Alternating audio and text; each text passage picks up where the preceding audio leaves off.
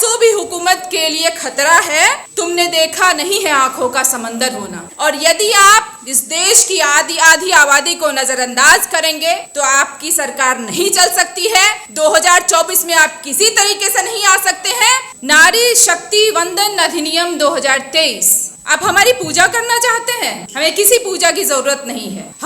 हमें उसी रूप में रहने दीजिए जिस रूप में पुरुष हैं। हमें उसी अस्तित्व में हम अपने आप को रखना चाहते हैं जहां हम केवल एक मनुष्य के नाते इस देश में, इस जमीन पर रहना चाहते हैं। एक तरफ तो आप नारी की वंदना की बात करते हैं, मगर दूसरी तरफ आप देखिए कि मणिपुर में आपने क्या किया। सबके सामने वो बात जाहिर है। आपने महिला जो हमारे साथी जिन्होंने खेल में हमारे देश को एक नया मुकाम दिया, आपने उसके साथ क्या किया। तो हमें वंदना की जरूरत नहीं है, हमें पूजा की जरूरत नहीं है, हमारी अर्चना मत कीजिए आप, लेकिन हमें मनुष्य होने की पहचान दीजिए। हम मनुष्य हैं, मनुष्य के रूप में रहना चाहते हैं। यदि इस संसद में दलित, ओबीसी और आदिवासी महिलाओं के लिए आरक्षण की बात की गई होती तो देश में और दुनिया भर में हमारा संसद और हमारा देश एक मिसाल पेश कर सकता था। लेकिन यदि आपको यह बिल इसी रूप में पेश करना था, इसी रूप में लाना था, तो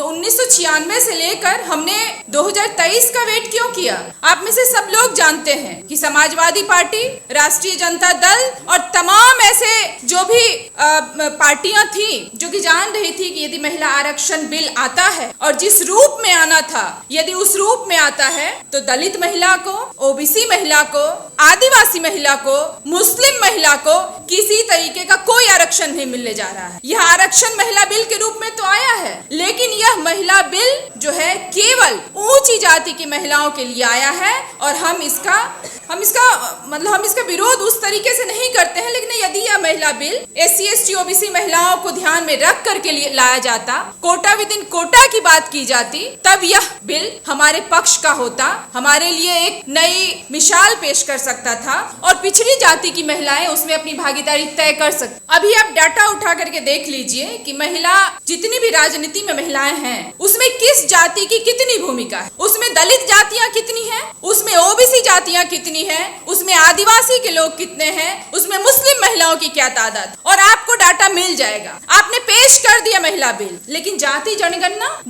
जनगणना को छोड़कर आप महिला बिल की बात नहीं कर सकते। तो एक सवाल उठता है कि 2023 में जो महिला बिल आपने लाया, जिसको आपने पेश किया, पास किया, वह महिला बिल क्या 2029 में भी लागू हो सकता है? क्या उसके अगले लोकसभा या विधानसभा चुनाव में भी लागू हो सकता है? तो जवाब है नहीं, क्योंकि आप सीधे तौर पर सबसे पहले कास्ट सेंसस के पक्ष में आप कुछ नहीं कहते हैं। मैं बिहार से आती हूँ और वहाँ पर कास्ट सेंसस हुआ, और कास्ट सेंसस किस रूप में हुआ, उसमें कितनी असहमतियां झेलनी पड़ी वहाँ के सरकार को, कितने विरोध हुए, कितने कोर्ट केस हुए, और तमाम मुश्किलात के बावजूद वहाँ पर कास्ट सेंसस को सार्वजनिक किया गया।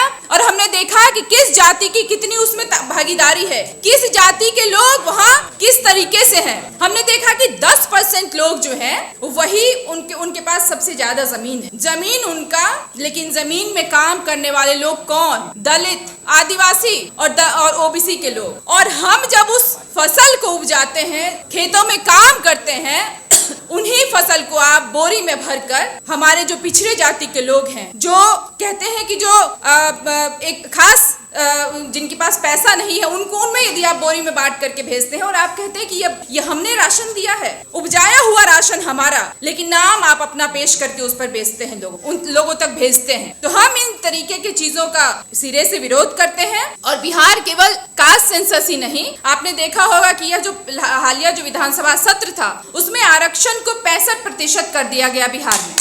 इसी के साथ साथ जिस महिला बिल की बात आप कर रहे हैं, जिस महिला आरक्षण की बात आप कर रहे हैं, बिहार एक पिछड़ा राज्य के रूप में जाना जाता है देश भर में। लेकिन मैं बहुत गर्व के साथ कहती हूँ कि पंचायत निकायों में हमारे यहाँ 50% आरक्षण लागू है। सरकारी नौकरियों में हमारे बिहार में 35% आरक्षण लागू है। और पूरे देश के स्तर पर जिस तरीके से कास्ट सेंसस हुआ, जिस तरीके से महिला आरक्षण वहां पर दिया जा रहा है, पूरे देश को इसी तरीके से उसको फॉलो करने की जरूरत है। और यदि आप इस देश की आधी आबादी को नजरअंदाज करेंगे तो आपकी सरकार नहीं चल सकती है। 2024 में आप किसी तरीके तरीके से नहीं आ सकते हैं। और मैं अपनी बात खत्म कर रही हूँ मुनव्वर राना के एक शेर से कि एक आंसू भी हुकूमत के लिए खतरा है, तुमने देखा नहीं है आंखों का समंदर होना। बहुत बहुत शुक्रिया, बहुत बहुत धन्यवाद।